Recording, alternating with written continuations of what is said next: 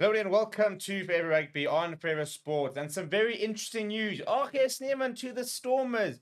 Big question mark and a big story coming out over the weekend with regards to where SNyman will play his rugby in about a year's time. And before we sort of go into it, talk about exactly some of the ridiculous figures that are being thrown around, and very interesting to see how this might be a transfer that could really set the tone for the future of sort of our domestic scene and local transfers and our Springboks all coming back to South Africa to play their local rugby here.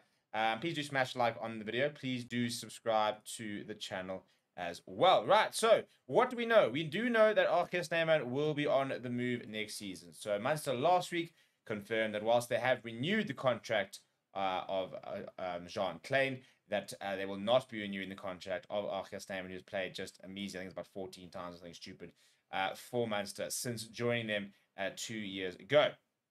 3 years ago, I think it's actually now.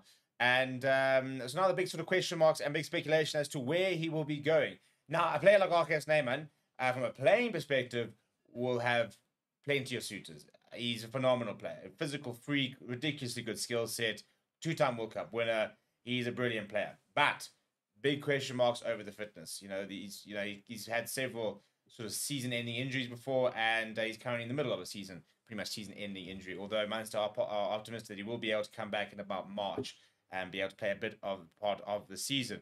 So the initial thought was that apparently he had been offered a pretty big £450,000 deal by Bath, and apparently this has all been confirmed, and that he was going to be off to the Premiership for next season. However, a story coming out yesterday is that Stormers have put themselves in the ring for SNyman. They've thrown a hat into the ring and apparently have tabled a 13 million rand offer, which is about £550,000. So would actually be more than the deal apparently agreed with Bath. And how might the Stormers be able to afford this, you might ask? Right, well, SNyman is a player of national interest, and as such, SA Rugby would be assisting with paying this package, and apparently would pay a portion of a salary up to reportedly 9 million rand, which means the Stormers would only have to pick up the bill of about the 4 million rand above that. But why is there? What are the issues with this? What are the problems with this? And the big problems with this is cash flow, really, from the Stormers' perspective, because whilst they have got an equity deal that has gone through with Red DISA, that is the implementation is still going is underway. That was one of the main reasons, for example, when John Dobson was talking about Dwayne Vermeulen joining with the Stormers, and they were saying that at the moment, all spending, for example, has to go through them, and there's like a whole lot of red tape at the moment surrounding the Stormers with regards to how they spend their money because of this new equity deal and how it is still being implemented across the union. So it's a very interesting concept, isn't it? I mean, a 30 million rand contract for SNyman, I don't think he would say no to that. Coming back to Cape Town, probably be a good idea for him, really, to kind of get his club career back on track in the familiarities of his own country with a very big home support, obviously.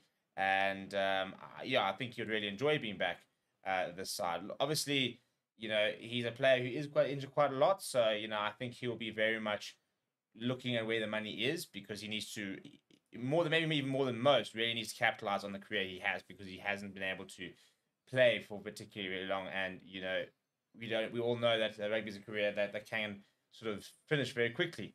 With the wrong injuries, and unfortunately he has had quite a lot of these injuries over his career. So touch wood, whilst he looked absolutely fit and firing during the World Cup and showed how much quality he still has, I think he probably needs to be quite realistic that he is very injury prone, and if he was to have an injury that would rule him out or bring an early end to his career, he needed to have gone where the money was, probably throughout that. So it's a bit of a pipeline dream, I reckon, for the Stormers. It'll be a phenomenal signing if they did. I mean, talk about adding the perfect type of player to a Stormers team, which the skill set, you look at like how Chiba Diamani, for example, is loving life down there. We're talking about a lock that gets around the park, that's got a great offload game, as well as brings the physicality. So for me, he ticks all the boxes of what Stormers would love to have in the lock department. I think himself and Ruben van Heerden would be an absolutely brilliant combination.